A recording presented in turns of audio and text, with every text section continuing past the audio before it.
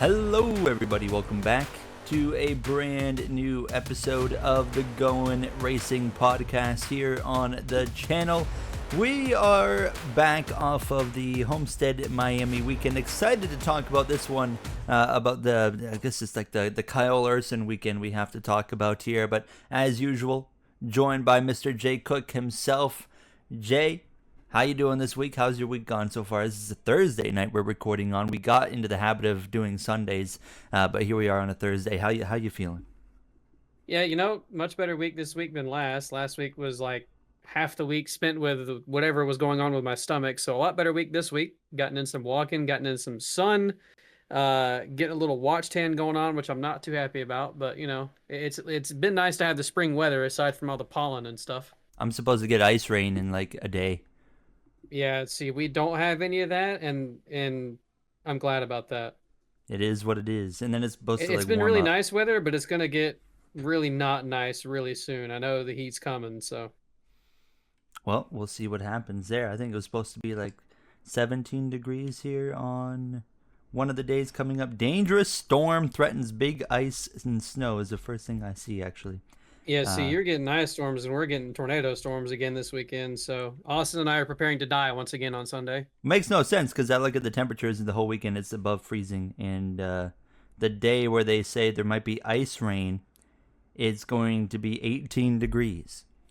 That's just weather for you. It must be a nighttime thing. But you know where there wasn't any ice rain this past weekend, Jay? Can I guess Miami? Wow, look at you. That's so crazy. That's exactly what I was going to say.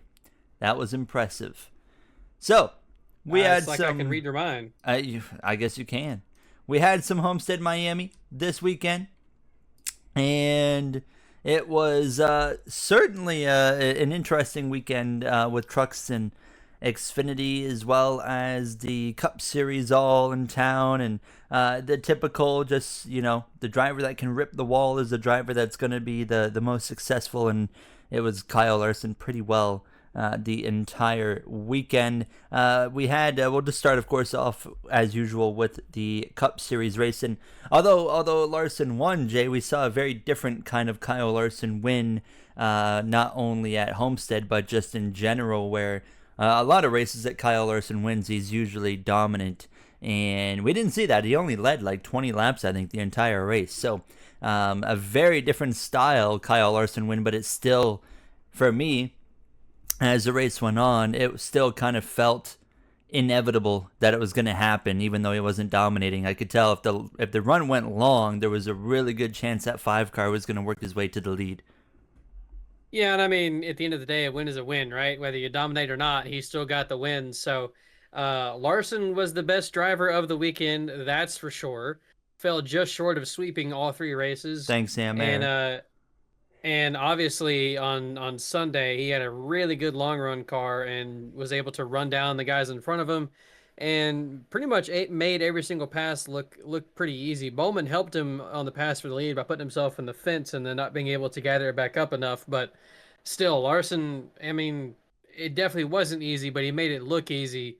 And, when you go to a track like Homestead, you can always expect Larson to be up at the front.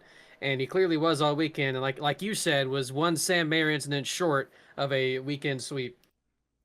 I really dislike Sam Mayer. I mean, I didn't really care for him beforehand, but I wanted to see that sweep get done, and it would have been the first time since Kyle Busch did it. But great racing overall. I mean, I think I stand by the opinion that the mile-and-a-half racing, the passing is getting more difficult as we continue to progress with this car, and we see it at. I'm not trying to rip on the race because I thought the race was still great. I mean, I thought it was still a fantastic race to watch. And the closing laps with Larson trying to run down Bowman and get past Briscoe and Bubba Wallace as well. And he was before he did that, him holding off Denny. You knew that was hugely important to his race when Hamlin was attacking him. But I thought the race was still great to watch, but there was that, you could see, especially early in the race, I mean, Larson's a good example. He went nowhere in traffic because he couldn't pass, and it took him, it took Hamlin as well to both completely change their strategies to, of course, use the tire advantage, which was nice to see. At least the tires did mean something, but we still saw that there is some difficulty passing here. Yeah, I think we have officially entered into the point to where tires are going to matter just about everywhere now. I think Goodyear is officially bringing soft enough tires basically everywhere that we will finally see tire wear matter just about everywhere, aside from like Talladega and Daytona, obviously. So it's nice to still see the drivers have that kind of control and can make passes then when the tires do wear. But like you said, it is getting to a concerning point where we're getting much like the short tracks and the road courses where it's harder to pass. And it's just we're not seeing the racing that we used to see with this car. And as these teams develop it further and they get more info on it and find ways to improve the performance of the car, it obviously is then going to give them an advantage. And when you have all these other things going on, like the aerodynamics under the car, lower horsepower, blah blah blah, we can keep going on and on and on. It's just going to eventually get to a point where it's follow the leader again. And I hope we don't get to that point. Maybe I think the one thing that could help that is if NASCAR makes big changes. The one thing, I had this conversation with myself sometime last week of Bro's talking it does to kind of. I do it all the time. I'm perfectly sane, I promise. All right. The NASCAR, when they make changes and they're bad, it kind of sucks because obviously it'll ruin the racing product. But in the past, when they've made changes, like in the Gen 6, when they would make changes almost every other year, and as a NASCAR fan, you're like, what the heck? What you had in 2014 was perfect. Why change it? Looking back on it, it's like, well, if they don't, then the teams are going to perfect it so much that it no longer becomes good anyways. So keep changing the car, and it'll keep changing what the teams have to do, and it'll keep the performance more even, and maybe keep the racing a little bit better. And we're getting to a point with the new car that now not really new car, with the Gen 7 car that they're not making big changes on it, and so the teams have been able to maximize the performance, and we're getting to the point where we're at now. And yeah, it's harder and harder to pass, and drivers are kind of relying more on strategy to gain that track position or restarts. Thing. I mean, yeah, it's not bad at all. all. Strategy and tire saving is a part of racing, obviously, but you also want to still allow the cars to be able to naturally pass if you're faster than the person in front of you, and we don't have a lot of that right now. They shouldn't have to rely on those things to pass. It should help them not be the only thing they can rely on. They don't fully have to yet, but I feel like if we don't change things, they will get to a point where it's like, okay, we're going to end up in that direction. I will say it seems like we've gone a little bit of a flip direction. Short tracks are still pretty rough, obviously. But road courses, you think the first couple of years of road courses were just, God, awful. It feels like now we've kind of flipped road courses and mile and ever a half since like Watkins Glen struggle. Yeah, and now the road courses they're not good, but they're better than they used to be. They're decent now. Like the last few have been pretty dang all right. I thought Watkins Glen was a good race. I thought the Roval was a good race. I thought the changes they made to that track. I was skeptical with that hairpin, but I actually thought it was pretty awesome. And I mean, obviously, you had the bulldozers like Kosovar wrecked like 3 people in that corner throughout the race. But the people that knew what they were doing, unlike him, I felt like did a really good job just kind of with those dive bomb moves into that corner. That was fun to watch. And Coda was like fantastic. I think, honestly, like I would put like Coda, like now that time is settled and I think about other road races there, and at least the next gen era, I think I would put Coda as by far the best road course race we've had for next gen. Yeah, I fully agree. I think that it was one of the battle between the top 4 drivers for the last, 15 or so laps of that race was just exceptional. I'm not sure if we have had another race like that, road course or not, with this new car. It was just phenomenal to see them all 4. They all 4 had a chance at one point. They all 4 were connected and together and racing hard, but they didn't bulldoze each other and it didn't turn into stupidity. So, I mean, just that alone is enough to make it really good. When you think about the race as a whole, it was a really good race. So, we're getting off topic a little bit, but it is nice to see the road courses are making a positive change. We need more done, but we need more done other places too to prevent places like tracks like mile and a halves from getting to a point of where we were with road courses and short tracks a few years ago. They're making gains. And yeah, I mean, I think the real kind of test is like, first of all, like I watched Vegas, and the restarts were wild, and a lot of shuffling with the restarts and pit stops because some drivers trying two tires, and everyone kind of hyped up the lead changes and stuff. But I'm like, oh, a lot of that happened in the pits because there were so many different tire Yeah. ideas going on, and then on the restarts as well, there was a lot of shuffling. But overall, once they kind of got sorted out, I'm like, man, the racing wasn't as great as it was like a year or two ago with this car. And I kind of felt the same about Miami. And I'm just Yeah. curious to see. I feel like Charlotte is going to probably be the big test or Kansas, because those two tracks have put on incredible races with the next gen era. So I feel like if we get to those two tracks, which are not far away, and they put on like mid races, I feel like then it's like, okay, maybe it's time to be concerned, because these two races here, maybe they were just kind of like their own thing and an anomaly where I think those two tracks coming up, I think will kind of give us an answer. Yeah, I see what you're saying there, and I want to agree with you, but at the same time, you think of, in the past, Las Vegas and Homestead have they've Bangers. been absolute top of the top mile-and-a-half races. So I want to agree with what you're saying, but it's just seeing those two tracks struggle is a bit concerning. And you go back to even last season, we saw Vegas last year was even kind of rough as well compared to what we expected. Uh, I think specifically in the playoffs it was pretty rough, or maybe it was the spring. Either one. One of them was definitely worse than the other, but they both were not the product we had gotten the first two seasons with the next gen car. So, I think it's only going to continue to get worse if NASCAR doesn't make any changes. I hope they do, and I hope they aren't small changes that don't really mean much. The biggest one I want is more horsepower. I think that everybody who keeps yelling for that, including me, is just going to keep yelling into the clouds with nobody hearing anything. I don't think NASCAR is ever going to do it, but What they're doing I'm is not going to working. stop trying. They're convinced that whatever they're doing, They like what they see. they like what they see. It's not working. I mean, the racing's not terrible. It's not as bad as what it was towards the No, low no, it's horsepower of Gen 6. exactly. But It's not bad at all, but that it's doesn't matter. still, it could be better. We It want could be better. horsepower. But we dive in a little bit deeper to this race in Miami on Sunday. Alex Bowman on pole, but Ryan Blaney immediately turned out to be the fastest car by far. And bro was absolutely flying in stage one, and he turned it into a stage one victory.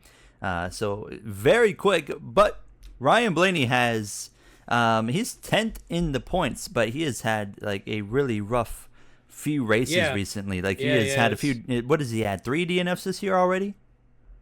I believe so. I think it's 2 out of the last 3, right? Or is it 2 out of the last 2? Okay. So the last he DNF'd in Vegas, he DNF'd in Miami, but in Phoenix, where is he at in Phoenix? He finished 28th in Phoenix. So I'm not sure what happened there because the app just simply sucks. Yeah, it's really bad this year. So I don't know what happened to him there in Phoenix, but actually his best finish, Coda was 19th. So Atlanta, yeah, he finished 4th in Atlanta. So yeah, he's finished outside the top 15 in the last 4 races, but with 2 of those being DNFs, and then it looks like a really bad result in Phoenix. I'm assuming just something went bad that we've completely forgotten about. Was he not involved in the wreck with the big one, the big wreck? I forget. I know what you're talking about, but I don't remember. Was he not in that wreck? I think he was. I don't know. He started 7th. I believe he was in that wreck. He started 12th. So something went wrong. I know that, and he had 22 points, which means he picked up some stage points. So clearly something happened. So he's had a rough 3 races at least. Honestly, I feel like 10th in points is pretty good for him considering that. But he seems to be really quick. He was really good in Atlanta. He was strong in Vegas. He was really strong in Miami. And I feel like it's off topic again, but I feel like Ryan Blaney. Is calling him underrated a bit fair? Like not fully underrated, but slightly underrated. Because I feel like he's a genuine championship contender now every year, but I feel like people don't really talk about him until he's in that Final Four. I can see what you're saying a little bit. I think it's hard to call a Penske driver who wins every year and is really strong almost every single weekend an underrated driver. I Austin can see what you're Cindric. saying. Okay, that's we're not gonna say that Ryan Blaney and Austin Cindric are the same level of driver right now, are we? And they've won the same amount of races this year. Sure, this year. I mean, but I I think it's hard to call Ryan Blaney underrated. I may be underrated to some fans, but I think it's hard to call him underrated. I really do. I don't know. I just feel like we don't hear like a lot of the industry talk about him a whole lot. I think we do. I don't know. Maybe I'm reading or listening to the wrong stuff. I mean, certainly they hype up the Hendrick drivers a lot, but that's to be Okay, expected. I'll tell still you who think is underrated is Alex Bowman. that is true. I'll give you that one. Bro put on a great drive, finished second.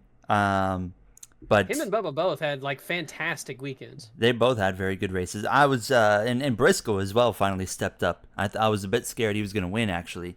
At one point there in stage 3, but yeah, I mean, Blaney was really quick, had his engine issues. Josh Berry, actually, who won last week in Vegas, he was top 10 in stage 1, but then they had the pit stop issue at the end of the stage where he comes out, runs into the side of the 5 car. Joey Logano can't go anywhere. They both crash after the 21 bounces off the 5, and pretty well screwed up both of their days. Where did Logano end up? He was I actually don't 14th. know. I don't remember hearing Logano's name after that incident. Joey Logano was 14th. And speaking of 14th and Joey Logano, he was 14th in the regular season standings last year. He won the championship. But That's crazy. it's pretty wild. And he is also, we're 6 races into this season, and he's yet to score a single top 10. The defending Cup Series champion has not gotten a top 10 yet this year. It's wild. And you look at the tracks that we've been at, and there's like, there's no reason he shouldn't have had a top 10. So yeah, it's been a rough start. In the points, though, he's 11th. Exactly. That was my next point. Is you look at his performance, and there's nothing saying that he shouldn't have a top 10. There's nothing saying he shouldn't have a win already. I think he's led. I don't know if it's the most laps now. I think coming into the weekend, it was the most laps in the Cup Series, I believe. But it's somewhere in the top 5 of laps led this season, and obviously all those stage points have carried him in the points as well. He's had really good performances, but just not the finishes. He has not had the finishes. He's doing better in the points than he was at this time last year, I guess. So That is true. Got to give him credit there. He was like 25th in the points this time last year. And yeah. But speaking of 25th in the points, look even further down than that. Keselowski and Zane Ty Smith. Gibbs are both are struggling. Brad Keselowski's been horrible. He's had a bad year so He's far. been like he looks retired. Like I don't know if he's had a single decent run this season where he's been mentioned inside the top 10. Where did he run in Miami? He finished 26th in Miami. Boy. Las Vegas. Actually, he got 11th in Las Vegas. Okay. That's close to a top 10. And he's still like 32nd in points? While Phoenix, he was 33rd. I think he got wrecked in the big crash. I'm pretty sure you're right. Coda, he was 15th. Not terrible. And then Atlanta and Daytona doesn't really matter all that much because they're super speedways, but he was dead last in Atlanta. And Daytona, he was also 26th. Oh, a lot of non-top 20s. Keselowski is 30th in points currently. They're the top 35 in points is not, or top 35, 30th through 35th in points is not what I expected. I feel like anytime they've shown him though, he's just not doing good. Yeah, Noah Gragson in 32nd, SVG in 33rd, Ty Gibbs in 34th, and Cole Custer in 35th. That's obviously. I'm not expecting all those names to be in the top 10, but you'd expect them to be inside the top 30 at least. Jesus. SVG was in question. We didn't really know what to expect. I still think he's had an incredibly rough year. He's unlucky for a lot of it. Miami was his first like non-issue race, and he unfortunately ran like garbage. So that was unfortunate as a SVG average Trackhouse fan. moment at this point, though. To be fair, his teammate, I saw a lot of people dogging on SVG for running 32nd. His teammate, Ross Chastain, who's been doing this oval thing for probably at least 20 more years than Shane Van Gisbergen, beat him by 1 position. So you can say what you want about SVG, but yeah, we look at Trackhouse as a whole. Yeah, they're washed. That's not fully a driver situation. Let's remind ourselves some of the drives SVG had on ovals in Xfinity last year. And Martinsville in the Cup race last year, he finished top 10 in a colleague car. I don't think there's much, like, obviously he's not going to be great on these ovals yet, but I think that people are overlooking some things when they kind of attack SVG's talent on ovals. I do think his struggles are not all entirely on him, and like you mentioned, this might have been his first non-problematic weekend of the season. It seemed like something was happening every single week, and up until Vegas, I think it was all mostly out of his control. And then, of course, Vegas was, which you could argue Vegas that one was may have been out of his 50-50, control. I would say. Yeah, you could argue that one a little bit, but I mean, he's had a lot of unlucky results and unlucky things happen to him this year. But it's not like before those things happened that he was running in 10th place either, though. He was still running pretty bad before those bad things happened. It's just, of course, that takes him out of being able to gain positions. So it's been a rough stretch. It's hard to tell what to expect from SVG so far, but I kind of agree with you. I don't expect him to light the world on fire. I just want him to do better on ovals than he's currently doing. I do get aggravated just by the people on Twitter that don't know his background and success in every other car he's driven. So they look at his oval stuff and they're just like, oh, Shane Van Gisbergen's just like a terrible driver.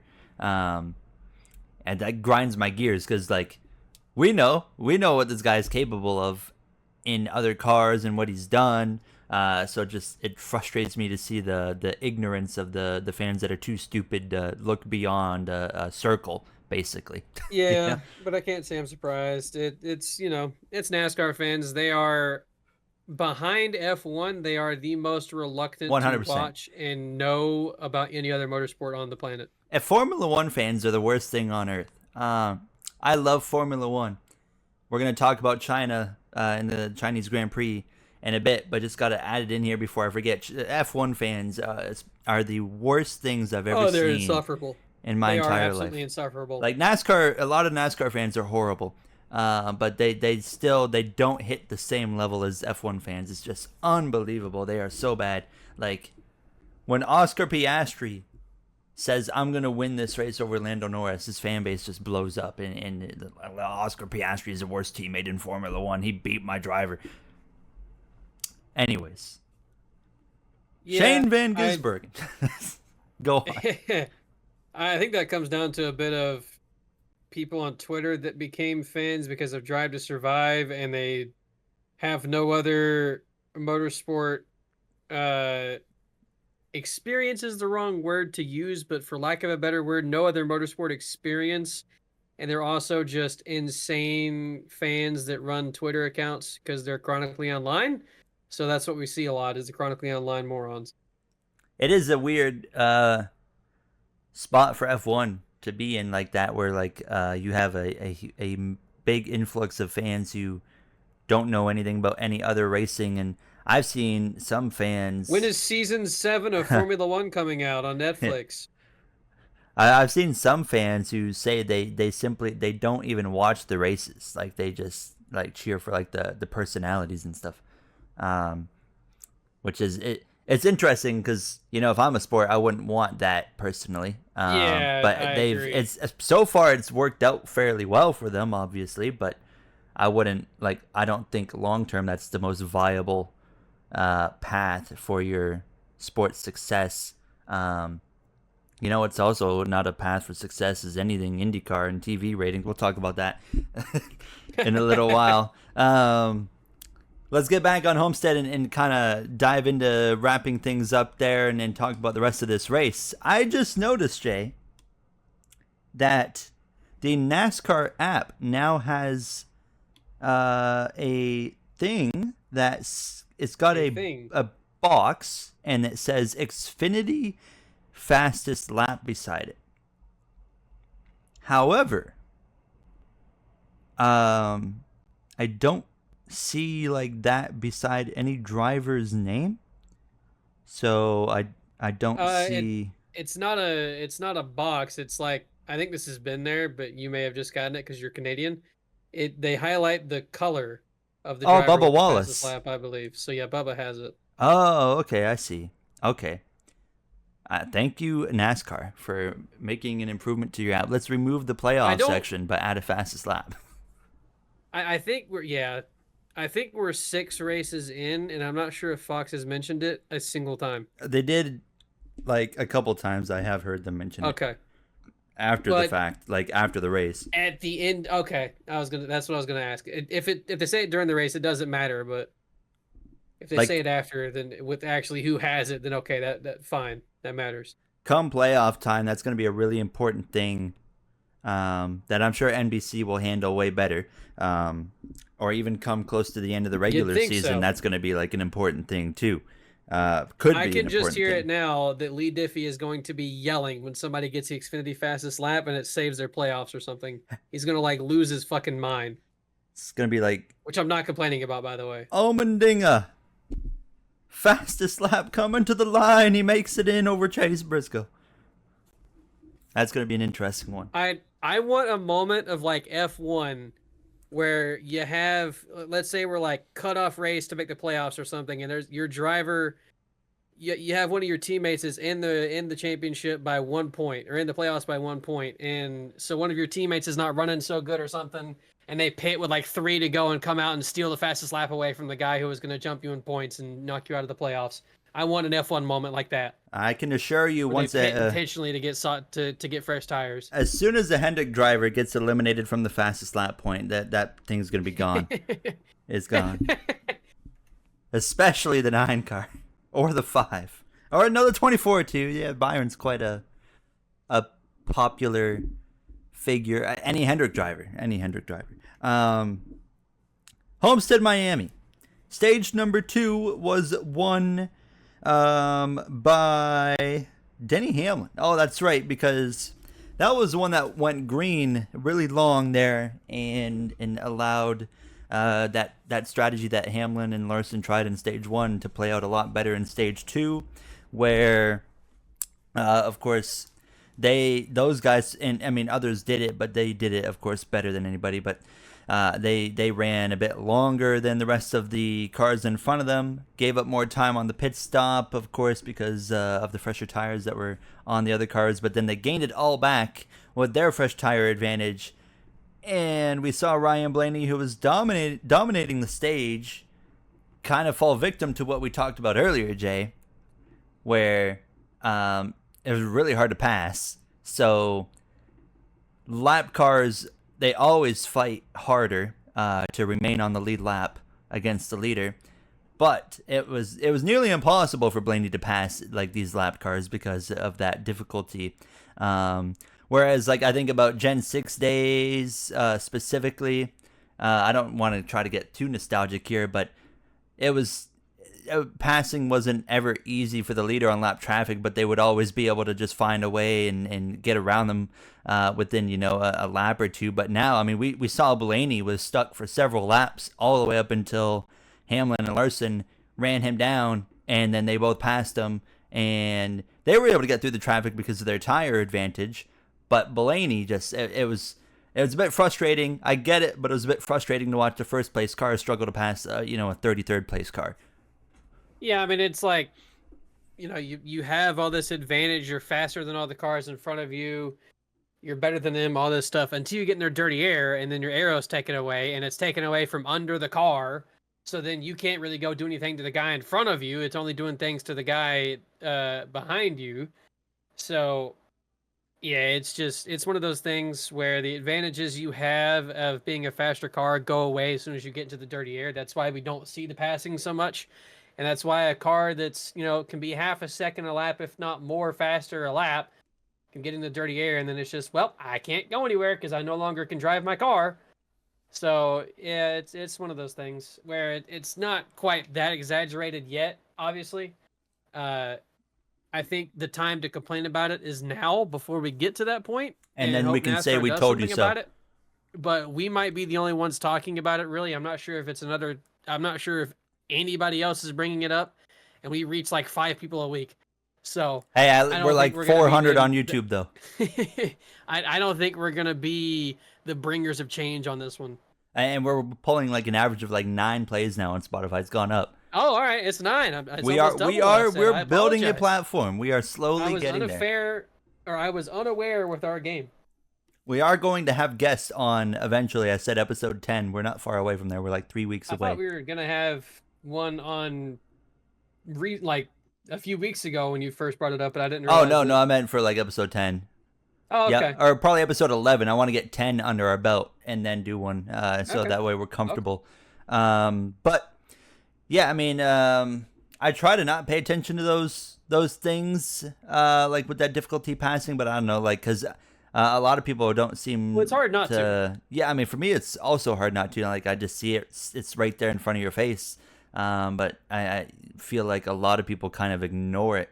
But Yeah, there's also a lot agree. that don't. Don't get me wrong, but I mean, I feel like a lot more. It's I don't know. I don't know how to describe it, but it just feels like it's not on the forefront of people's minds for some reason. It does. It does feel oddly like we're yelling into the void on this, because I don't know if I've seen anybody else mention how it seems to be getting to a point of struggling to pass on the mile and a half, and maybe that's just for lack of me not seeing it. But of the circles that of the tweets I usually come across, the accounts I usually come across every week, I haven't really seen that be a topic of conversation. And maybe it's because it's not that hard to pass yet. It's not at a point where it's genuinely making the product suffer yet. So why bringing it up? Why bring it up? Why complain about it? But it's pretty easy to see the direction it's going to head in, and whether that be this year or next or 2 years from now, if we don't have any changes, I think we will get to that point eventually. Drivers have warned about that happening too. Yeah, I Before think that's something that Denny specifically has talked about Reddick, before, I even when the remember. car first came out. When the car first came out, he was like, as the teams learn it, we're gonna get less and less, or we're gonna get more and more unable to pass, and less able to do the things we want to do, because we're just gonna be stuck. So will NASCAR stay ahead of the curve or not? No, History would say probably not. they should be ahead of the curve already. We're in year 4, and there's hardly been any big changes to the car. They're behind the curve already. I think that's the weird thing with this specific car is the whole kind of idea of like we're trying to not change this car, unless it's absolutely mandatory, and like Yeah, we don't unless get it's like for a safety, new we're not changing it. We don't get that big rules package change anymore. With the aero and the downforce levels, the spoilers, like we don't get that anymore. Like Gen 6, it felt like every couple seasons. Yeah. And sometimes it was, I'm not sure. back-to-back years they would make a substantial change. I think 2013 and 2014. Well, no, never mind. That's completely wrong. I'm not sure if there actually was a single year, except for maybe the last year or two of it, where the teams didn't really want to spend money anymore, so NASCAR wasn't going to put that into the car. But I'm not sure there was a single year in the Gen 6 where the car was left alone and didn't have major changes to it, whether it be aero or engine package or something changed to it in the offseason to make a major difference to it in the next year. I remember there would always be in the offseason a Bob Parker's tweet about NASCAR's changing this and it's a big deal and they're shortening the spoiler, they're lengthening it, they're doing this, they're doing that. And it's like, okay, well, this is going to completely change things for next year. And it keeps you We interested. don't have that anymore. Because you're like, oh, like the racing is going to be different. You don't know what to expect. Now it's like... It's kind of like in the F1 games where you get regulation changes to keep yourself what's gonna happen? having to update the car and keep things interesting. It's kind of like that, but in real life, and we're not getting it anymore. Yeah, now we go into a year and it's like, oh, we already know like what to expect. Yeah, same car from last year, so... I'm not complaining because I'm still going to watch. But I know what to expect now. I am. I'm still going to watch, but I'm going to complain. No, I like that idea better. I want them to change. Let's watch and complain. Yeah, thank you. Yeah, no, I do that. So what am I even saying? I complain all the time. Yeah. But I also give praise where it's due because I think that we still have a fantastic sport, even with all the massive flaws with the running body of our sport. But end of this race, Kyle Larson, he was marching through the field on the long run, and um, well, of course, we also had the Ryan Blaney had his engine failure. That kind of changed everything for some of these guys. Felt like he was probably going to win. Who knows? Maybe Larson had something for him as well. But Bubba Wallace took the early lead there in that final run, which was a pretty lengthy run, which was awesome. That was one thing. Another thing, we've been getting sidetracked so much. I know. But I do want to Yeah, bring we this have. up.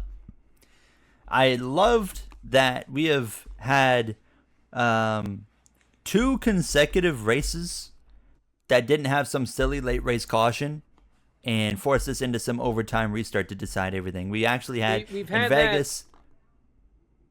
Go on. Go ahead. Go ahead. Oh, Finish- okay. Well, finish what we you're had in Vegas, a nice 20 lap run to end it, and we had in Miami like what was it? Like a 50 plus lap run, maybe. I think it was somewhere close in to there. 60 or something like that. Yeah, like that was nice But to see because how many overtimes did we have last year? It was unbelievable how many races went to overtime.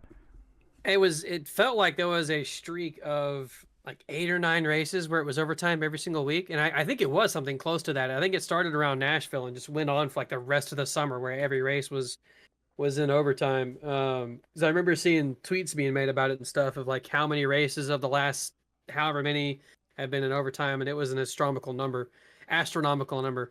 Um, but it's been really nice. I think you and I have said this in previous episodes. It's been really nice the quality overall in every race this season so far. Of course, we had the calamity at Daytona. That's to be expected with the current package. Of course, we had it a little bit with it a little bit at Atlanta too.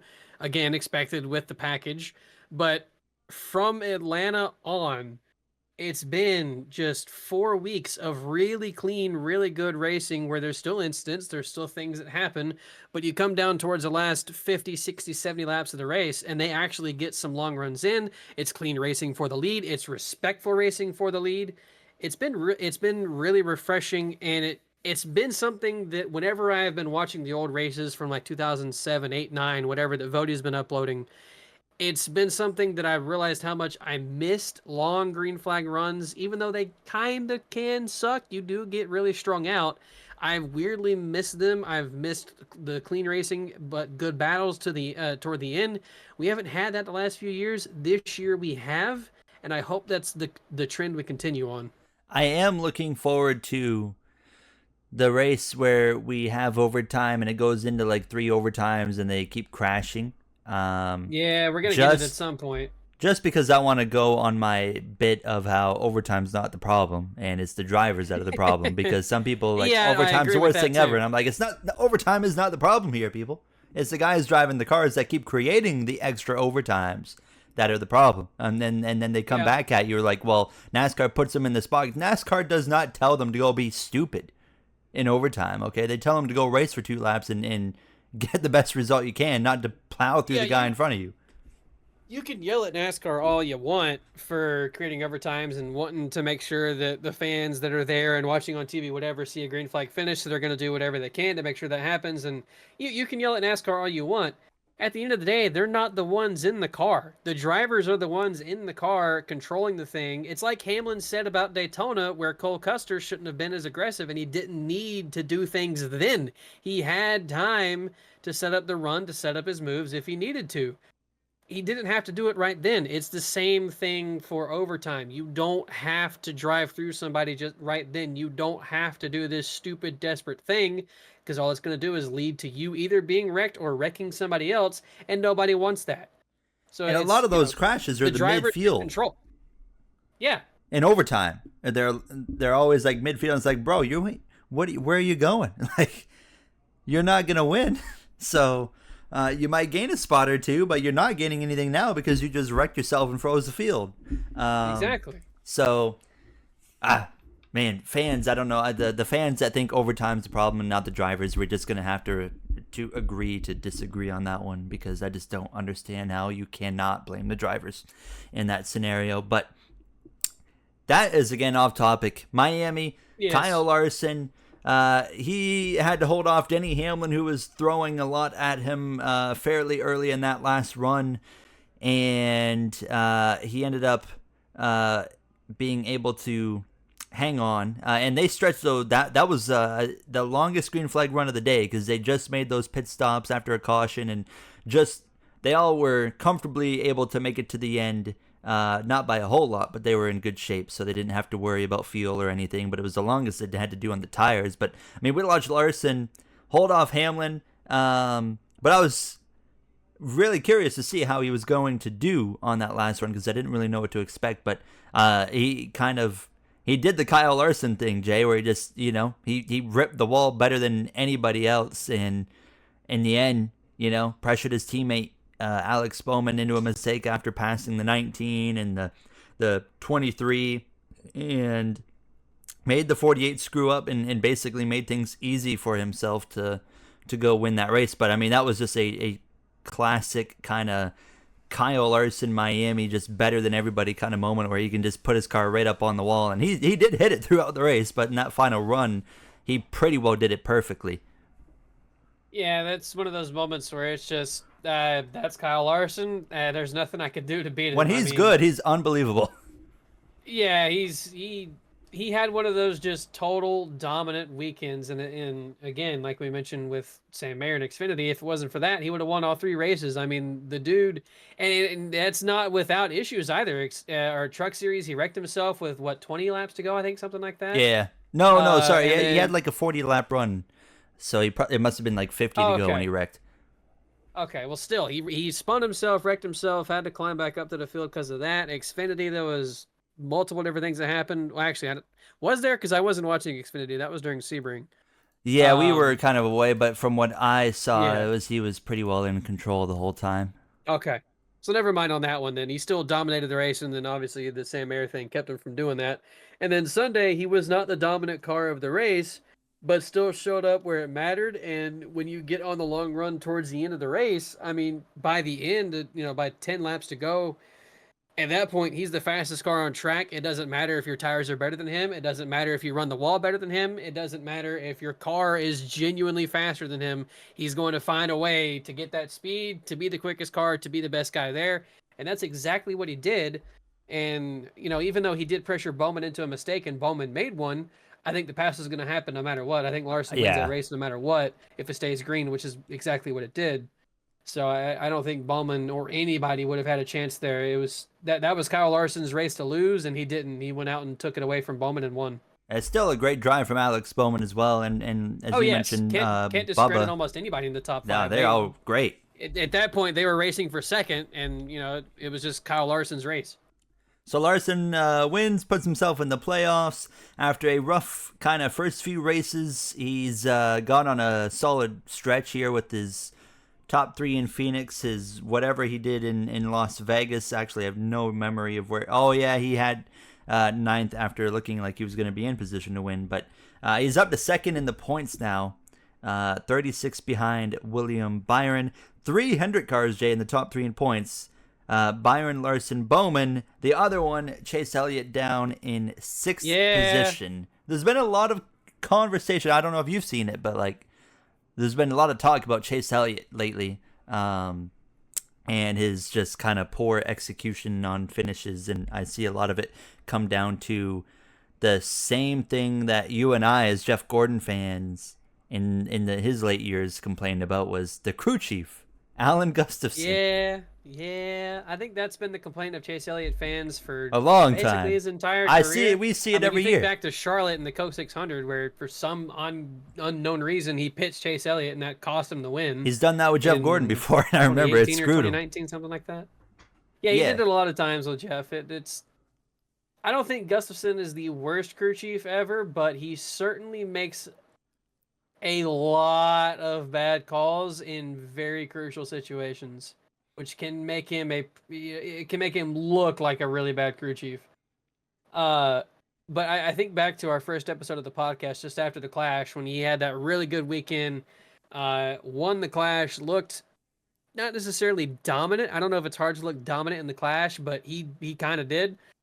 And, we were all like, Chase Elliott's back. All of Twitter was like, Chase Elliott's back. This is finally his year. He's not back, folks. And it's been poo-poo through the first 6 races. It's been bad. And every single time I see him have a bad finish, I think back to that episode, and I'm like, man, we kind of hyped him up and said he was back and said this could be a good year for him after the struggles of last season. Then ended last season good, but has not continued that into this season. In fact, I think he's looked a little bit worse this year than he did last year so far. He hasn't looked good really at all. He is sixth in the points though, so you can't complain there if you're an Elliott fan. But which I didn't know that actually. That's a lot higher than I expected because those stage points help, man. That has to be it because I can't think of a single time when I've seen him like competing for a top 5 and leading laps and things like that. So it's got to be just he finished in the stages really well. And Bubba Wallace is 7th in the standings, and he's had an incredible stretch of like 4 races. And as much as I love Booty Barker, thank God he's off that box. Yeah, whoever, I forget his Coochie, the new guy's name, but clearly they are clicking pretty well. The performance has been so much better. Even you think Dakota, and he looked good at Coda, which is insane for Bubba Wallace, but he looked really good there. And I think since then, his performances have been pretty good. I think Phoenix was a little bit rough, but Vegas and certainly last week at Homestead is the best he's looked all year. And I mean, for a while there, he had the dominant car. And then obviously towards the end of the races wasn't able to hold the speed to Bowman or Kyle Larson. Denny Hamlin's 8th. We doubted him and his crew chief combo. Yeah. Chris Gale coming over from Ty Gibbs. Exact opposite. He's been fighting for wins. Hamlin from our first episode. Yeah, 100%. I mean, Hamlin's gone for a win in Phoenix, came up just short. He actually ran pretty bad in Vegas, but they did turn it around for a decent finish. And then he ran fantastic in Miami. Meanwhile, his teammate of Ty Gibbs, of course, who of course was with Chris Gale, still struggling so bad, down in, as we mentioned earlier, 34th. Who's Ty Gibbs' crew chief? I have no idea. No, because he's like a competition person. Okay, or something that's what I thought. I don't know who his crew chief is, but whoever it is, that still ain't working because Gibbs finished 25th in Miami, which is no better than probably his anything best we've result seen. of the season. I think that might be one of his better ones. That might be his best finish of the season. I think.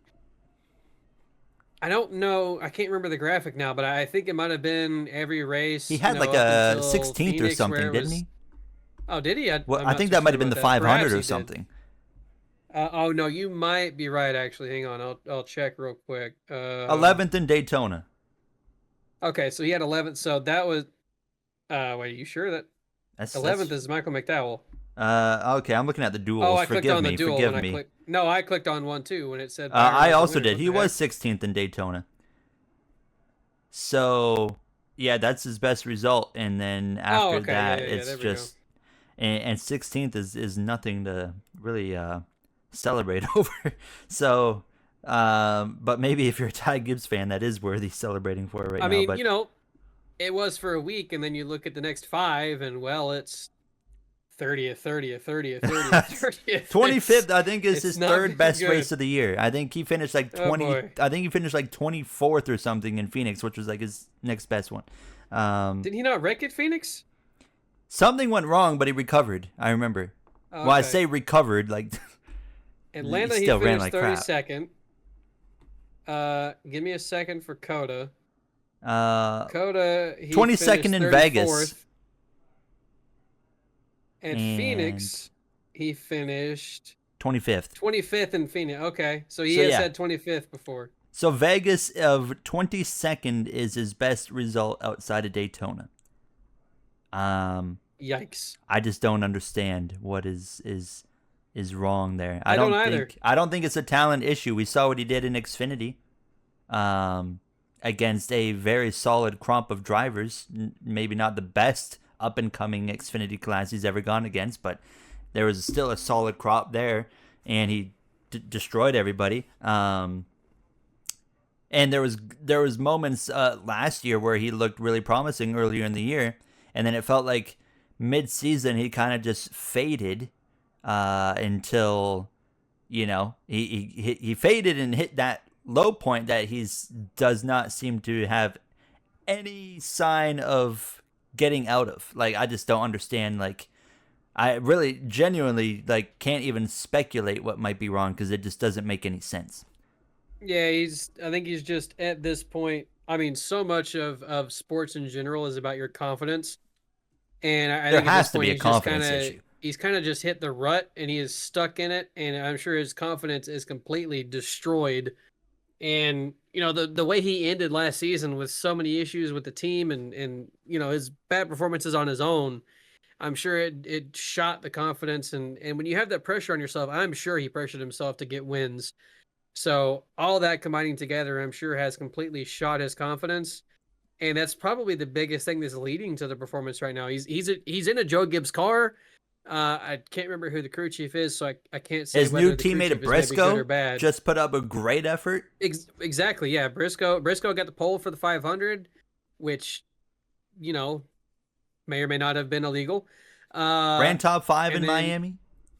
had a good weekend last weekend, and sure, Briscoe struggled other weeks of the season, but he hasn't struggled to the point that Ty Gibbs has, and Ty Gibbs has been there for 2 years now. So I don't know. It's the same conversation every week of what's wrong with Ty Gibbs, and it's the same answer of I have no idea, but something is wrong, and I don't know. I don't know. I think it's mainly a confidence thing, and he's just got to find some way to get that back. I do think that whenever he figures I'm things sure out, he will probably win races.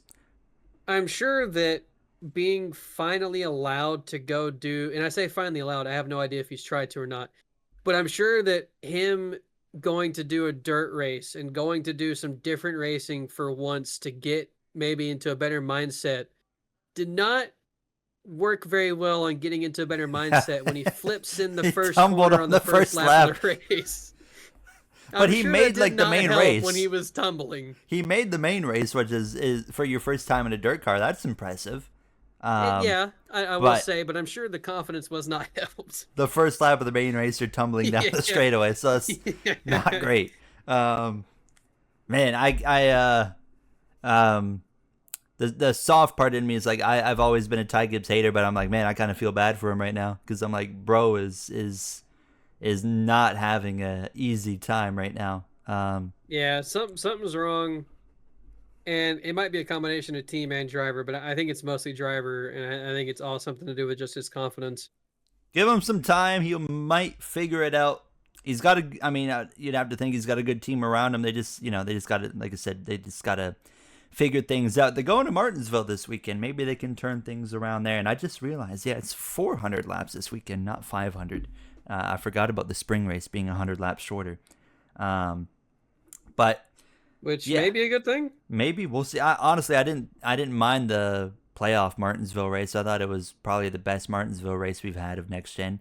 Um, Still off of a Gen 6 race there, but felt like we're still making improvements. So, one more thing before we kind of move into other stuff is just kind of looking at the points.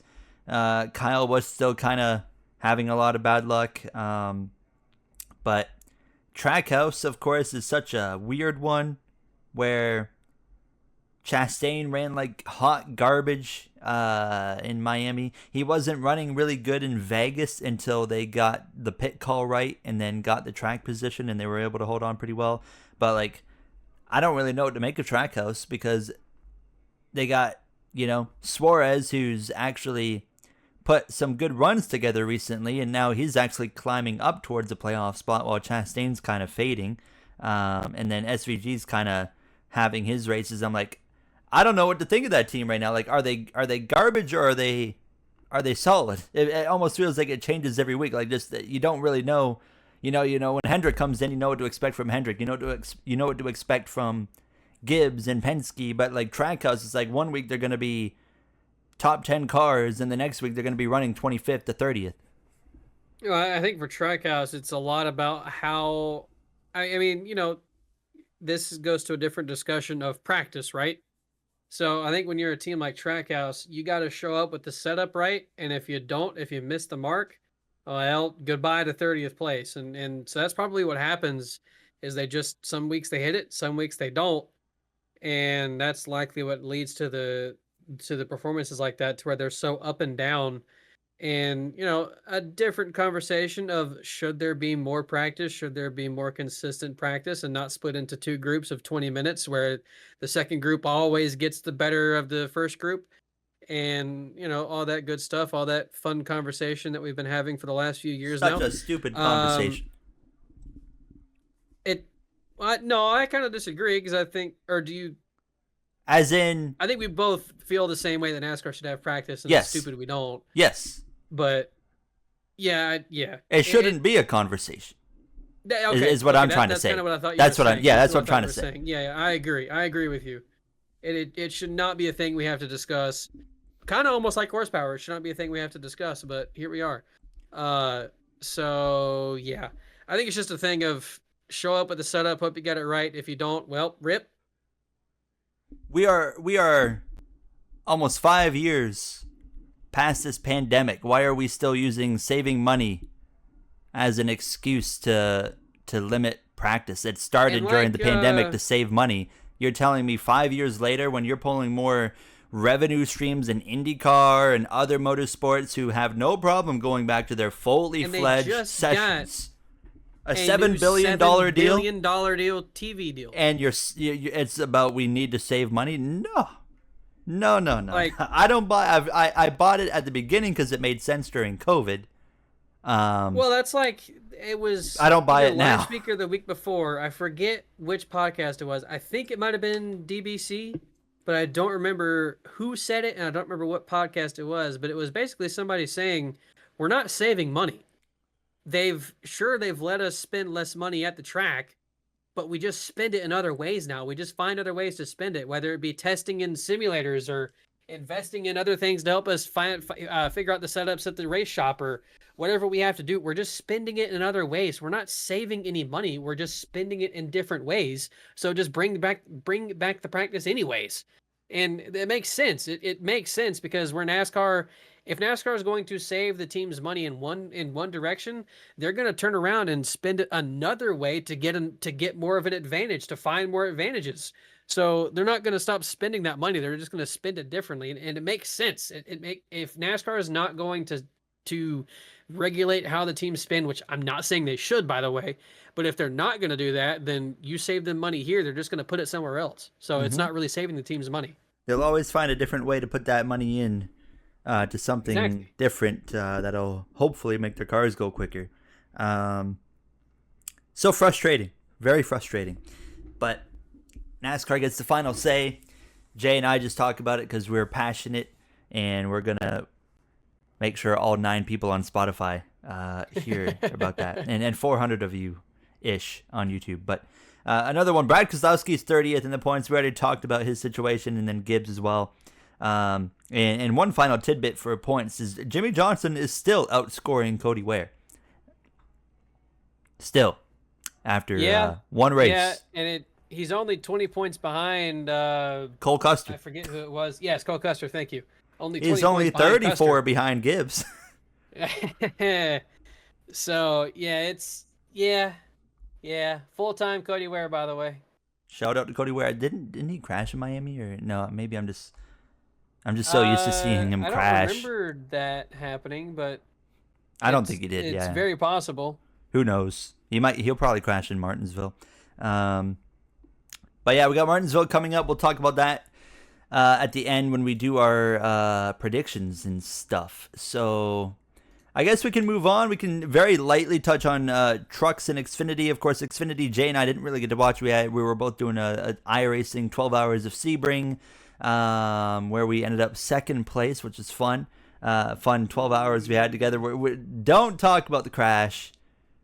Let's just talk about the second place effort that we had, which was a great effort. And that was during the Xfinity race. All we saw was Larson dominate and then get screwed at the end.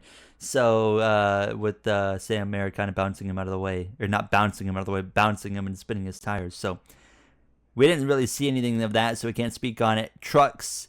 Did you watch the truck race? I can't. No, you were doing something. I don't think I did. I forget what you were doing something. I just don't remember. I think I was practicing for Sebring or something. I didn't watch it. I only watched like I don't think I actually watched any of it. No, I think I only saw a few clips on Twitter because I saw the Larson incident. I was doing something. You're right. I just don't remember what it was.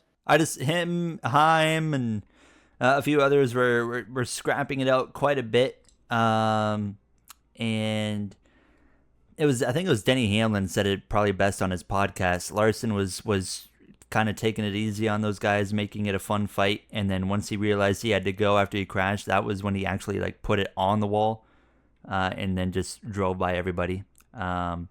He wouldn't have caught Heim without Heim having his battery issue or whatever it was, or power issue. Yeah. But that doesn't really change anything. He still went up there and won the race, and just absolutely showed up when it counted there. So didn't pay a whole lot of attention to that one, but it was more back and forth for me. And then, yeah, Xfinity, Jane, I didn't really get to see other than Allgaier. Shout out to Justin Allgaier, getting the win in overtime, defending champion now with 2 wins on the season. So he's looking pretty good. Where did Connor Zilisch finish in Homestead? I'm curious.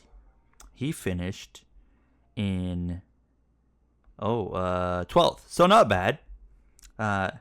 Nick Sanchez as well has been doing pretty good in that car, that 48 car. Yes, Sanchez has been having a really nice year in the 48 machine. I didn't think it was that great because he never did really great stuff in trucks. I agree. He stepped up pretty well in that car. Yeah, he's had a really nice start to the year so far. He's had some performances that you would not expect the 48 car to have. Or Nick Sanchez. Yeah. So shout out to that team and the driver. They actually seem to be gelling pretty well together. Like that could be a playoff contender now, for sure. So what do we got now? We got Formula One. Actually, let's talk about IndyCar because that'd be the easiest one to get out of the way. Jay and I didn't watch because it was on at the same time as NASCAR. So Smart. What are you gonna choose, NASCAR or IndyCar at one of the worst tracks in North America for a top track motorsport? Nobody gives a single shit about. Thermal Club, baby.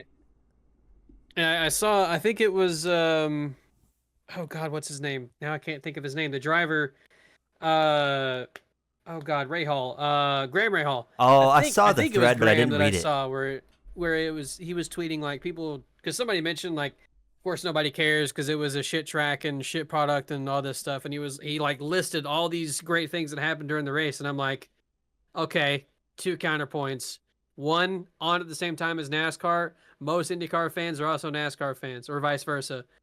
Number 2, Thermal Club. Nobody gives a single fuck about a private track that has no history in any kind of motorsports. It's a private club track. Nobody gives a single shit. It was a failed event last year with $1 million. Now it's a point race. Nobody cares. You have like a private club. That's the only 2 counterpoints I got. It's like a corporation. Like people don't choose to support the corporations. You know, they support the people, and that's kind of like the other tracks has that people vibe, not like Thermal Club. Sure, when most of the tracks are owned by SMI or the other one I can't remember the name of. Whatever it is, I know. I was about to say IMS. Indianapolis is also owned by it. So is I. But Indianapolis is also owned by a billionaire. So yes, but no. But they got history there too. Yes, I will say the tracks do matter. The tracks do matter. As coming from someone who watches NASCAR all the time, I've really never thought in my mind, oh, the track doesn't really matter where they're racing. I'm gonna watch no matter what. It matters. Then I think about IndyCar racing at Thermal Club, and I'm like, yeah, no, I don't give a single fuck. The track does kind of matter. Because then they're going to Long Beach this weekend, and I'm like, ooh, Long Beach, okay, I'll watch that. So the track does matter. No, you bring up a good point, and you know, I would imagine, you know, so obviously IndyCar was on the main Fox channel. I feel like so they had the big controversy of the weekend. It had nothing to do with the racing. It was all about the broadcast going out and completely cut out. I guess it was a power issue at the track. But so they during that they put the NASCAR race on the Fox channel. So I feel like they probably saw the highest ratings they had all day. during that race there. They're like, oh my god. I'm curious if the ratings came from that portion or if they like cut that out of the ratings since it wasn't I would officially imagine they had to have, right? I would think so. I just I'm curious to know if that's how that happened or not. So ratings came out, and that's kind of what we're going to use this as a nice segue here into Formula One as well. But ratings came out that it was like 700 and something thousand watched this race. That was less. I thought it was 600. 700, I think it was. I'm pretty sure it was in the 700s. Keep talking. You can fact check it either way. They pulled less viewers in the United States than Formula One had in the USA when F1 was on at 3 a.m. in the morning on a cable channel that you have to pay for, and they pulled less viewers on a midday race. You can of course talk about they went up against NASCAR. Of course that does sway it a little bit, but you're right. It was 704,000. Okay. Well, there we go. Yeah. Well, not much higher than the 600s then, but man, that's not a great number. and I said after the first race we saw the ratings there, and I was like, I'd want a higher number after race one on this hyped up new broadcasting network, and now we've already seen this drop off, and I'm like, I was like, it's gonna fall off quite a bit, and here we are at 700,000 already. I didn't think it would be this low though already. I know, I fully agree with you. I think that the couple week break and then them going to Thermal Club. Yeah, they take like a month off almost. There may have been. Yeah. I think it may have killed any momentum there potentially was after the first race at St. Pete. But another thing too that is also kind of sad is that the trucks on Big Fox got 906,000 viewers. The third series in NASCAR, the third lowest is not the right way to say it, but I know what you third tier mean. series, Yeah. the third tier series in NASCAR got more viewers, and that's a series that's been around for however many years, barely gets to be put on Big Fox, and dare I say, has one of the worst commentary booths in all of motorsports, and it got 200,000 more viewers. It's kind of sad. Fox spent all that money. It's also beat out funny. By 200,000 viewers with the trucks. Joseph Newgarden, he's not the only IndyCar driver that said it, but he's probably the most prominent that said it, is he believes that IndyCar can be the most watched motorsport in North America. And I'm like, bro, it's not happening, my guy. No. It is not going to happen. I really don't think so. I don't even know what they could do at this point. To turn things around in a direction where they would. What? Get more ovals. Bring the big ovals back. That would help for sure. Viewership back. It will not take over NASCAR.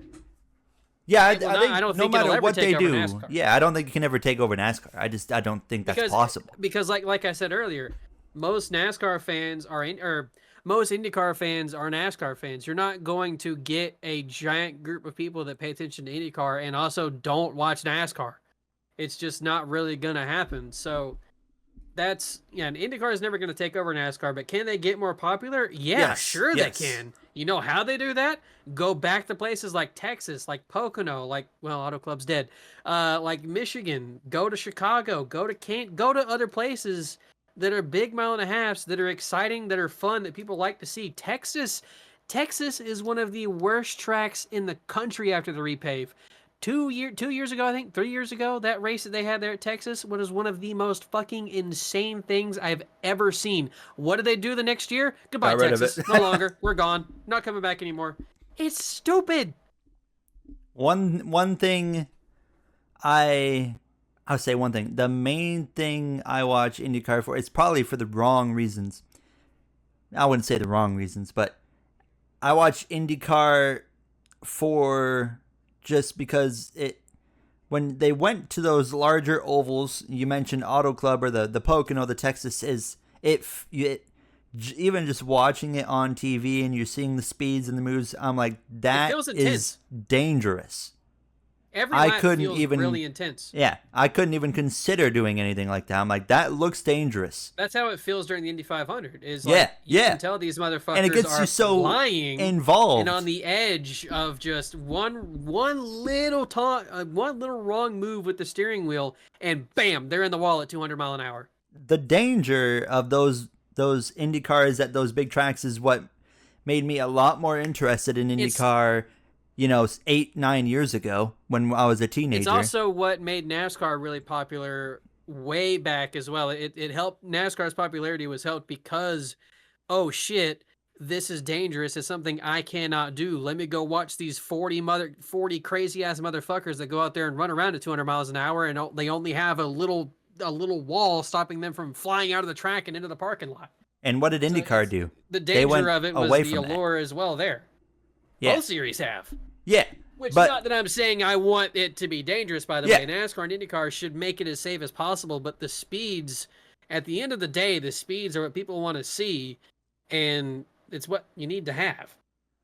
If IndyCar brought back a Texas, if they go back to, maybe throw another mile and a half in there. Obviously, as you mentioned, you can't have Auto Club anymore. Unfortunate, but I mean, would they ever go back to somewhere like Vegas? I don't think so, but Vegas would be a fantastic, with the way that surface has aged, Vegas would be fantastic for IndyCar again.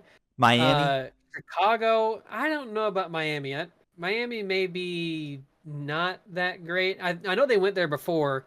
I don't know how good the racing was when they went there then. But I mean, yeah, sure, Miami, why not? I mean, there's so many ovals to choose from, and they just refuse to go to them. And I if get it's it. purely for safety, I Yeah, suppose I get it.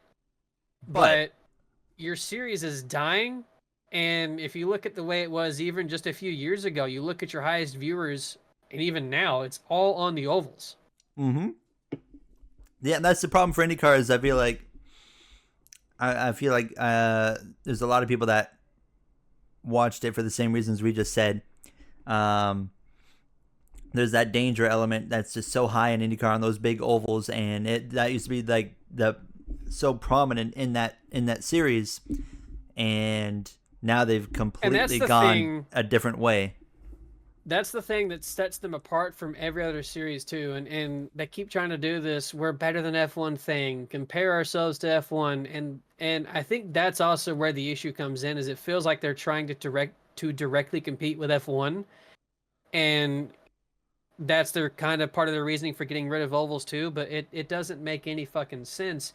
The road courses in IndyCar are, sure, they're exciting, they're not bad, they're better than F1, they're better than NASCAR sometimes, but they're not the ovals. The ovals are what people want to see. They're what I want to see. They're what a lot of people want to see. They're always exciting. They're always fun. And it's just, I don't know. IndyCar has a lot of its problems as well. NASCAR obviously does too. But IndyCar, I feel like the problems in IndyCar have compounded way faster and way further than any problems in NASCAR have. And their sport's actually And dying. yeah, they are quickly dying, and it's not going in a good direction at all. Their schedule is dying. Their car is what, 12 years old now, 13, something like that, somewhere around in there. They majorly need a new car. They majorly need schedule updates, and they're not getting either of those, and it's genuinely killing the series. NASCAR ratings somehow are going up. IndyCar is not. They are hanging on, and yeah, they need to. They can't just keep doing what they are doing, because obviously that's not going to work for the long term health of the sport. I mean, race 2 of the year and that many viewers, that's a concern. I believe the Indy 500. Maybe I'm wrong, because in my head it sounds right, but saying it out loud, I don't think it is. I think even the Indy 500 gets less viewers than the Daytona 500. So it's like even their biggest race still gets less than NASCAR. But saying that out loud, I don't think that is right. Maybe I'm wrong on that. I think it gets more. I don't think the separation is very far. Even if it does get more, I don't think it's very far. I do believe it gets more, but it's not a huge amount. Like, what does NASCAR pull? Like 8 million for Daytona? I feel like Indy 500 did like 10 million. Indy 500 TV ratings from 2024. I'm curious on TV ratings for Indy 500. What? Wow. Okay, 5 so million? maybe That's I was it? right. Yeah, 5 million. And that's up Wow. 8%. Huh. Yeah, up from 4.9 in 23 and What? 4.8 in 22. I didn't think it was that low. It peaked at 6.4 million. Okay. And if we look at 2024 Daytona 2025, 500 had 5.9 million, but that was a rain affected race if I remember correctly. So if we look at 2025, 2025 had 6.7 million. Yep, 6.7 average, and I don't see the peak. I don't see the peak viewership in this one, but yeah, so they do get more. So okay, I was right. I'm a fucking genius. Viewership opened at 7.9 million. Even then, the viewership is still not that much different. But again, NASCAR's biggest race does better than IndyCar's biggest race, and then obviously they beat them every other week too. And the way like Motorsports talks about it, I just was trained to think Indy 500 would pull more viewers. That is clearly not the case. But the Coke 600 might draw just about the same as the Indy 500 does, and that's like what, the 10th race on the schedule. There's no way. The 15th race on the schedule. No, there ain't no way. I bet you it draws we're about fact 5 checking million. that. I'm gonna take a guess right now, and I'm gonna go with like under 2 million. Coca-Cola 600 2024. Okay, I'll give it to you. There was 3 million in 2024. Okay, never mind. All right. That I was wrong. I was a bit ambitious, but still. Yeah. In 2023 was 3.3, so it averages around 3 million, which is still quite a bit higher than I thought it would be. But yeah, that's IndyCar. That's the current state of IndyCar, who claims they are better than what we're going to talk about now. Formula One. We're going to talk about F1, and then we're going to wrap things up. This has gone a bit longer than we thought, but we really got invested tonight. So we'll try to go on. Well, I mean, there's not really much to talk about the Chinese Grand Prix. Honestly, it was so boring. Jay and I both stayed up to watch this race. And say that for it, but hardly paid attention to it because wasn't really much that happened. There was nothing going on. It was it was one of those races where, you know, like non F1 fans are like, oh, it's the most boring thing ever. Like, they're right for one of the few times throughout the year. That was so boring. I just not invested in that race at all. Did enjoy the winner because I think Piastri is going to be my guy going forward. Great drive by him. He picked up the win. Lando Norris, of course, still ran well and put a good effort together. We did have the sprint weekend, and Lewis Hamilton picked up the win in the sprint, and I expected a lot better from him and Ferrari in the race, considering what their tire management looked like in the sprint, but clearly just race time came around and they didn't really have as much. And then, of course, they got disqualified alongside Gasly. Yeah. But outside of that, I mean, is there really anything to say about that race? No. I can't really think of much. Verstappen I'm trying fourth? to run it through in my head. Ocon fifth? Of things that happened. And I can't. I guess there was it the sprint or was it the actual race where Doohan had his issue with just a couple laps to go and I think he got spun by somebody. He wrecked someone at the end of the sprint. Okay. Wasn't it Bortoletto or something? He wiped out at the final hairpin, I think. It was the hairpin, but I thought that he got ran into or just had contact. If that happened in the race or something, I didn't notice it. I don't recall. Something happened with him in the hairpin, and it was either his fault or not. I don't recall, but that might have been the only slightly interesting thing of the weekend. So aside from the disqualifications, I guess. Yeah, Norris is at the top of the standings by 8 points over Max Verstappen, 9 over George Russell. Piastri's got by 10 points. Shout out to Kimi Antonelli though. He's been running really well for 18-year-old rookie, and honestly, I don't think it's gonna be long until he's probably beating George Russell. Albon's had a really good start to the year as well. He's got 16 points. He's 6th in the standings after the Ferraris got their DQ. Also, Oliver Behrman scored points. I think the DQs helped for that as well. But I mean, we might as well just talk about the elephant in the room with, of course. He's kind of shorter than that, actually.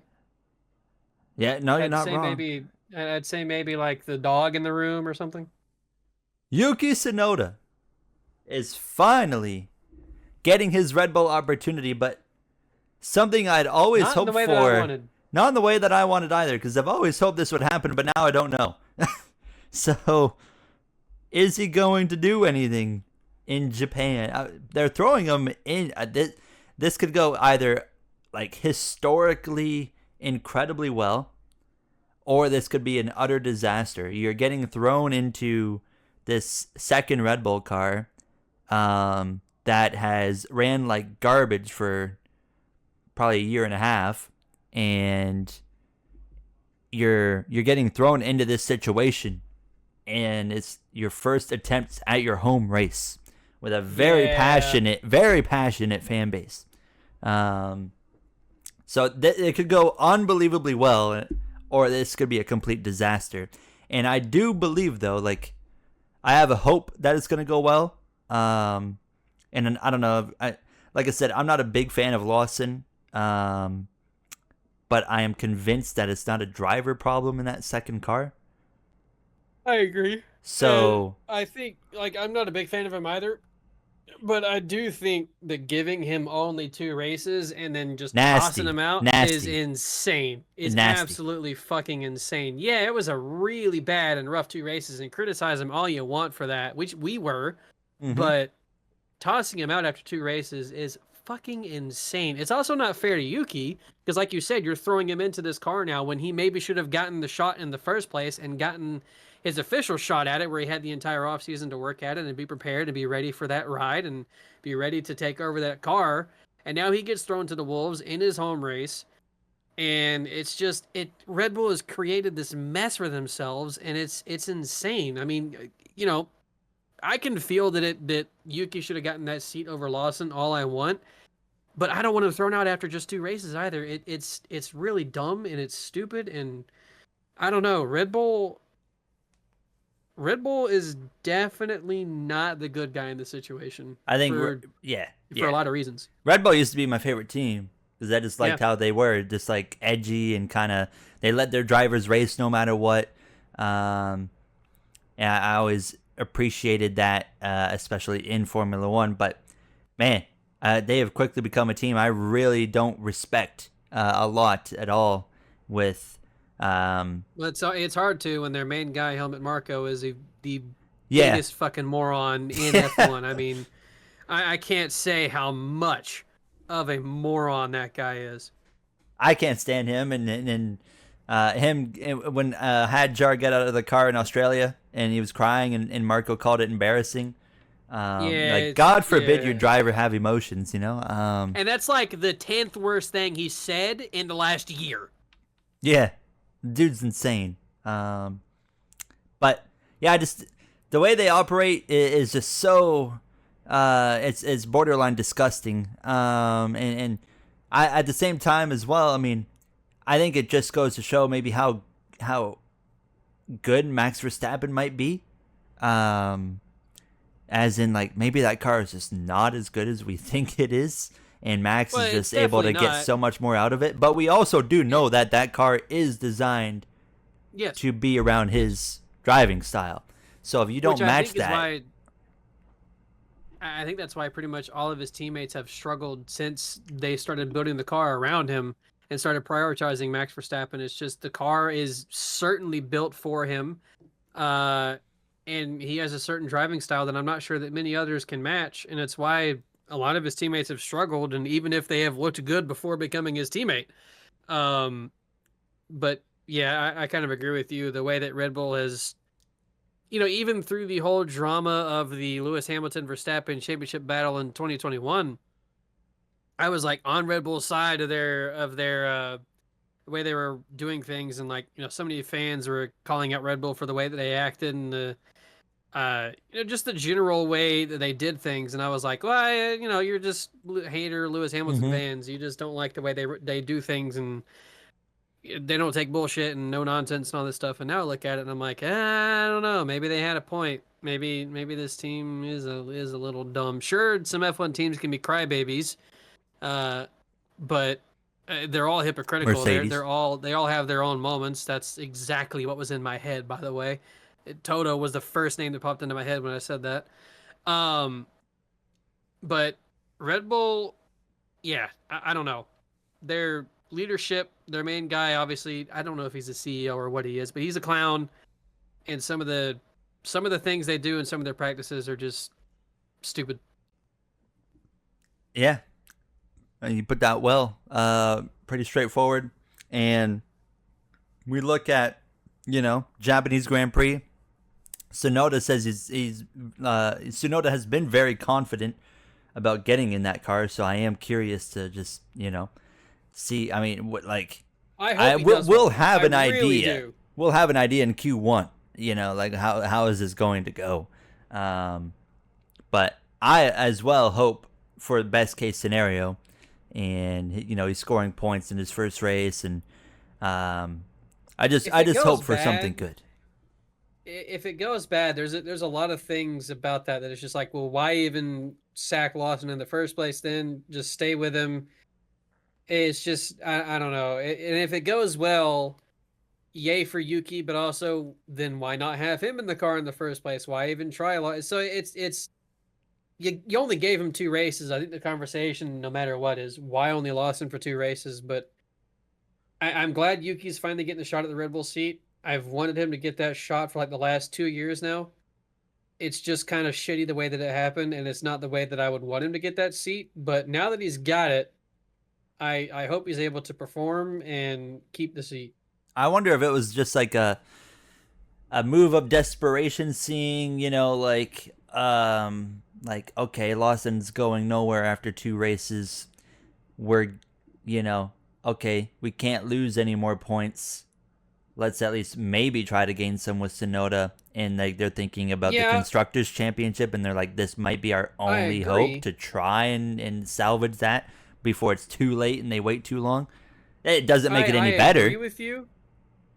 I can see how their thought process maybe is desperation, and maybe if Yuki had gotten that right and had the same thing, they'd be doing the same thing and replacing him with Lawson.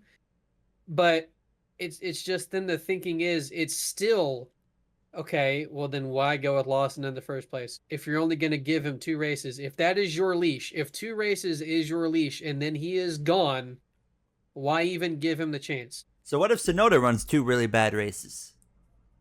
What I don't happens know. then? I don't. Do they change Daniel drivers? Do they Ricciardo? just ride it out with Yuki, or yeah? I don't know. Jeff I don't know Gordon? what their thought process is going to be. They could call Kyle Larson. I don't know. That'll be Well, another then interesting one if he we'll runs really that. get the conversation of who's Yeah. better. Yeah, Kyle Larson goes and puts it on pole first race in Miami. Um, but it's certainly an interesting situation. Lawson's been done completely dirty, and they're throwing Tsunoda into the deep end and hoping for the best. It's just unfortunate for both drivers all around. Could turn in if Tsunoda is able to figure out that car, it could turn in to an incredible opportunity for him. But still, sucks all around, and I really hope that it works out for Yuki. And it would be so perfect case scenario. He hops into the Red Bull and wins like the Japanese Grand Prix. That would be like the coolest thing ever.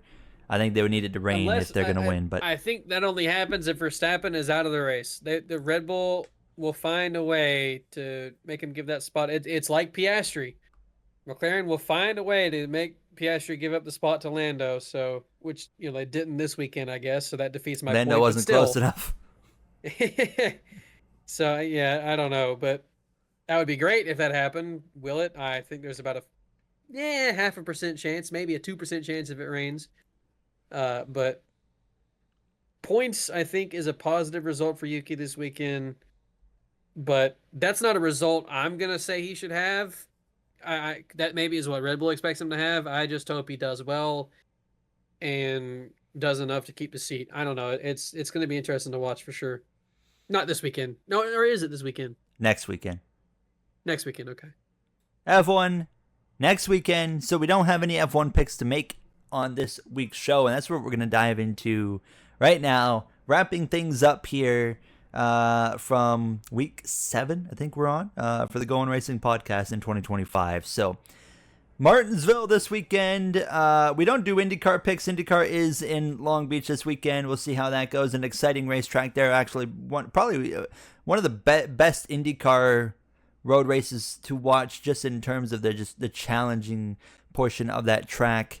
Passing can be quite difficult. You're kind of relying, like if you're going to pass Colton Herta, you just wait for him to barrel it off into the barrier or something. But it'll be interesting to watch that. And as well, we do have, like I said, NASCAR Martinsville, 400 laps at Martinsville this weekend. And I don't remember who won the spring race last year, but that's the only bit of racing we have this weekend, Jay, is NASCAR. So outside of IndyCar, I should say. But one thing that we didn't touch on, actually, is the throwbacks. Do we want to touch on the throwbacks before we make our picks? We can do it really quick. We've been going at this point. We've been going for... It's closing in on 2 hours, isn't it? Hour and a half flat. Oh, that's not too bad. Yeah, we could probably touch on it. Okay, let's just do some throwbacks quickly. Then we'll do our picks to finish the show. Throwbacks have been getting revealed for Darlington upcoming. We're not too far out from Darlington now. Probably, a month? Oh, no. Next weekend. Okay. Is it not Mother's, or is it not April 6th? Oh wait, no, I don't know why I thought for some reason it was Memorial Day weekend. Let's just touch on, I was going to say just on Cup, because that's all I've really seen, but I did see a few Xfinity ones that look pretty cool. Like Alpha Prime has some pretty cool ones, but trying to think of the ones I've seen. The Josh Berry one, that's pretty cool. Yes, that is. It's hard to choose a favorite so far because I like a lot that have come out, but that's up there. I like that throwback a lot. It Kyle also Larson, looks really good. Kyle Larson's is pretty cool. That Kyle Kellogg's Larson's is like a top 3, I think. I'm not sure if that one's going to get pushed out of the top 3. That is a very cool throwback. Let's see. I'm just looking. I just pulled up the NASCAR.com website. They've got a whole thing for it. Austin Cindrix is based off of Dale Earnhardt from Which 1979. Looks not great. No, I'm seeing that now, and it's not really incredible. Yeah, it's not great.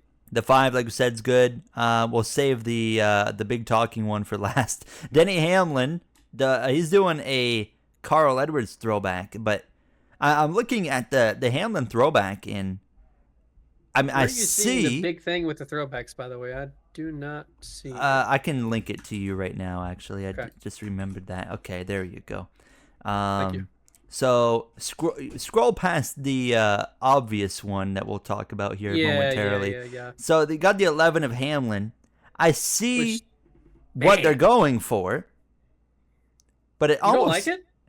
It just, I don't know. It doesn't feel right. It feels, I can just kind of like, they got the original Carl Edwards scheme there, and I can just see how it's a bit off. Yeah, the white stripes are quite a bit larger than what they it were doesn't on the look original bad, car, though. but I still like it. I still dig it. I think it's really good. I didn't even, like, the first time I glanced at it, I at least recognized, I was like, oh, that's an Edwards throwback for sure. And I think that's the main thing, is if I can look at it and point it out, that's important. Christopher Bell, actually, this is the first time I've seen the Christopher Bell It's DeWalt a one. throwback to, I believe it's a throwback to when he was a kid racing in dirt. In honor of his mentor, Rick Ferkel. Oh, okay, so it's not his throwback then. It's okay. Okay. There's the Josh Berry one. It's ugly. I don't like it. Yeah, I'm not it, huge on that. But that's because it's just kind of ugly, but it's it's a cool throwback, but the Josh Berry one is just that one's looks so good. That one is sick. The William Byron one, the throwback to Jeff Gordon's Miami 2015 car. They're really doing the Jeff Gordon thing with the 24 every year now. Yeah. Can't say I hate it though, because I like it. That's a cool car. I looked at that. I like it. I saw it on Twitter, and when I first saw it, I didn't even think it was a throwback. I was like, oh, they're making a diecast of Gordon's car on the Camaro from Miami, and then I was like, oh wait, they're running that car. Are they gonna be able to get that silver though?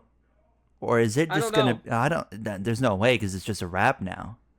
Yeah, I Yeah, don't because know. that silver paint goes hard. Oh, that's gonna suck. I mean, it's still gonna look good, but Cole Custer, 41 I Haas. He really said like Jimmy Custer's. Spencer one. Oh yeah, the Target scheme throwback. That's pretty solid. I like it. I also hate it because it with the way the cars are nowadays. God Almighty, that is fucking bland. There is nothing on that car. Still like it though. It's kind of nice. Yeah, It's a Alex cool throwback, Bowman. anyways. Alex Bowman Bowman's is is okay. I can't decide if I hate it because the stripes are off. It's a really neat idea to have the Ally logo be the stripes from the Johnson car, Yeah, that's but unique. they changed the colors of the stripes, so it's like cool, but not. Yeah, It you kind of didn't have to sucks. do that. Yeah, it kind of Um, sucks with them doing that, but it's their logo. Their that specific logo changes colors like that, so I guess I see why they did that.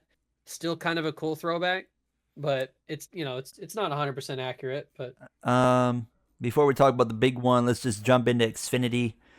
A few of the those. Carson Kaufel one is Yeah, he's chef's doing the kiss. McMurray It's so throwback. perfect. That one looks pretty solid. The four car, who even? Oh, Retzlaff with the Ernie Irvin car. Yeah, That it's not one's pretty bad. cool.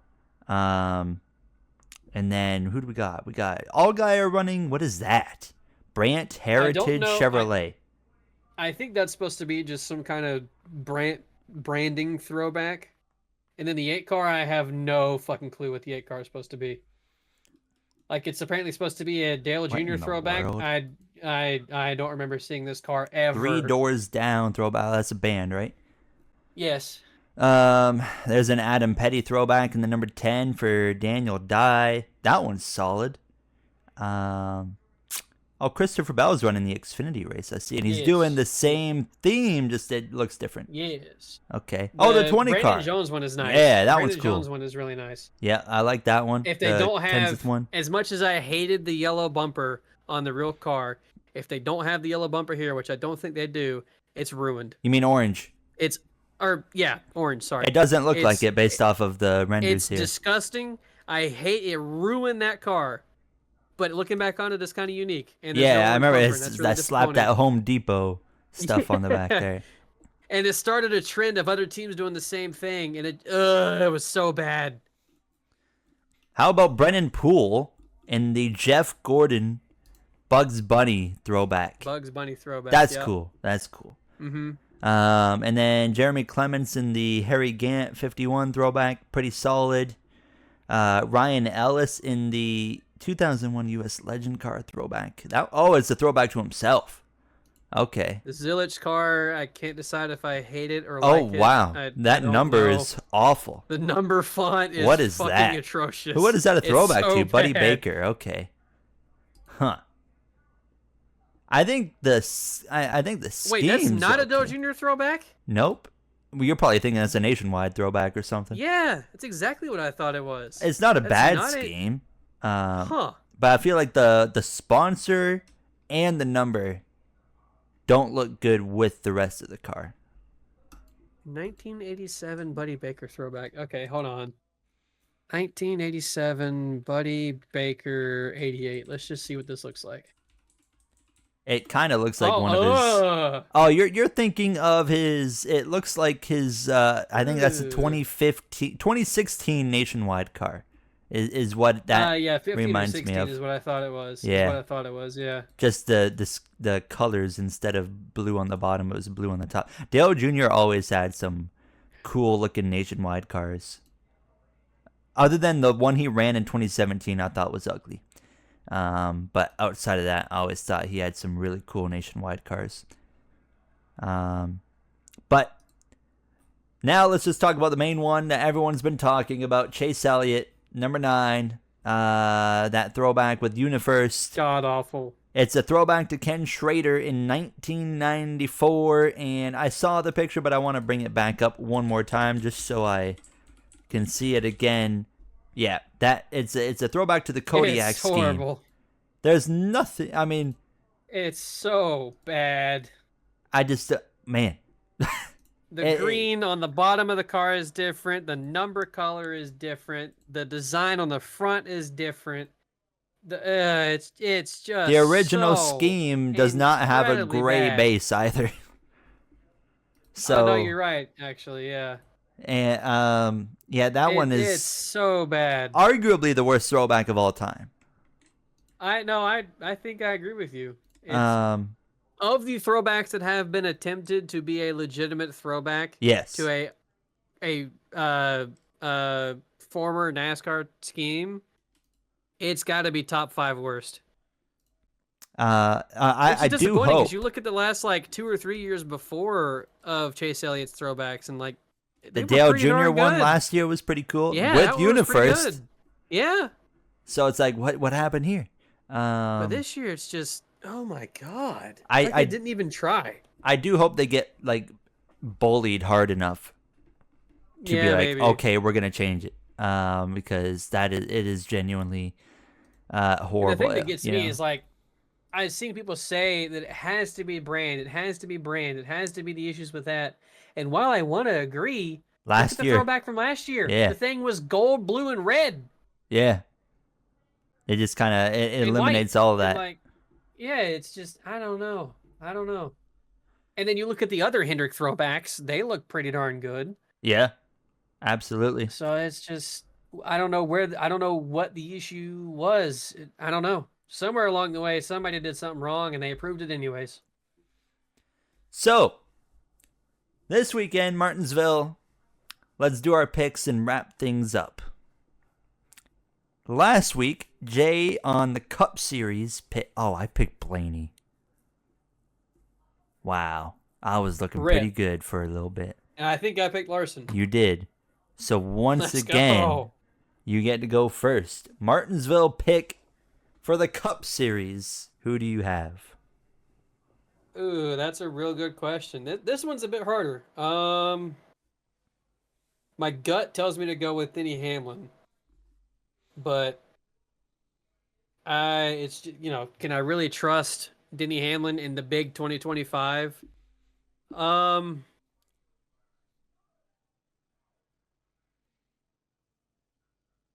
give me Denny Hamlin. Why not? Denny Hamlin. Okay. Um, I'm going to go with. Ooh. I'm gonna go. Oh. I'm torn between two drivers. I'm thinking of going with Blaney again. Yeah, that's what I Um, was thinking of. but I won't because there's 100 less laps in this race. Ryan Blaney shines when that race goes long, and he really steps up in like that in that 500 lap race. He always kind of shines in those last 100 laps. He doesn't have that this time. Um, I'm gonna go with the 9 car of Chase Elliott Hmm. for Martinsville. Okay. So I That's know. a choice, I think. Trust me. Trust me. Trust me. It's gonna happen. Xfinity. I chose. Hey, I got it. I chose. You chose Larson, and I chose Allgaier. That's all right. You did get me there. That worked out pretty well. So for Xfinity, I get to pick first. I'm gonna go with Martinsville. The Xfinity Martinsville races always get wild at the end. I'm gonna go really bold here and take Joe Gibbs Racing, William Sawalich. Do we know, now that you've made your pick, do we know if Eric Almirola is racing this weekend? I am not sure. He won there I last wonder year. if I can find out really quick. Does Eric Almirola have a Um, Eric Almirola does he 2025 have a website? schedule? Maybe he does. He's running 9 races. Hold on. Oh, Does it not say what 9 races he's running? Let's God, the see. NASCAR website. Even the website's ass. I don't see where the tracks are that he's going to be running in, but let's see. There's got to be something. There's got to be someone confirming the tracks he's driving at. I guess not. Oh, entry list. Okay, I found the entry list. Okay, there you go. Okay, 19 car is Eric Almirola. Give me Eric Almirola. Okay, I hope he gets dumped, honestly. I wouldn't hate it, but Trucks, you pick Larson as you pick Larson for every series. You would have been right if Sam Mayer didn't bump him true, too hard. true. So you got to choose your Truck Series pick for Martinsville. I'm gonna go with the good old Corey Haim. Shocker. I am going to go with. I need to actually. Now it's my turn to pull up the app and see who do we even have in the Truck Series. Okay. I'm going to go with Lane Riggs. That's a solid pick, I think. He ran solid in Miami. You did Heim. So there we go. For Cup Series, I have Chase Elliott. Jay has Denny Hamlin. Xfinity, I got Sawalich. Jay has Almirola. And for Trucks, I have Lane Riggs. Jay has Corey Heim. Looking at our history that I've only been really paying attention to since Phoenix, I got Bell correct in Phoenix. You had Reddick there. I'm just looking at Cup Series anyways that we're kind of looking at. I chose Bell for Vegas. You chose Larson for Vegas, so we were both wrong there. But Larson did finish. I think he finished better. But then, of course, F1 picks, by the way, we did pick. I picked Verstappen, and you picked Norris, so we were both wrong in F1. And then in Miami, as we already talked about, you got it right over me with Blaney. But outside of that, any final thoughts? I think we're pretty well good to wrap it up now. Yeah, I think that's pretty much it. I don't really have anything else. We got it down about an hour per episode, and then we decided we're going to do the longest one yet. Yeah, here we are. I believe this is, in fact, the longest one. The first one was the longest. And that one was, where is, I don't even remember where it is. The first one was about 2 hours, I think, right at. Oh, no, 2 okay. hours, if not a bit more. We're actually going to be shorter by about a minute. Oh, okay. Woo! That one is that was an hour 47. So we're at an hour 46. Yeah, that's a bit long. We went on a bit of a rant this time. We apologize. There wasn't even a lot to talk about. No, there really wasn't. We just got off topic a lot, as we do every time usually. So we'll be back next week following Martinsville. I have a feeling there might be quite a bit to talk about actually after that one. So we will see you guys next week. Thank you for watching on YouTube or listening on Spotify or wherever you listen. And we will see you guys in a week. Thank you one more time. And we'll see you guys later. Have a good one.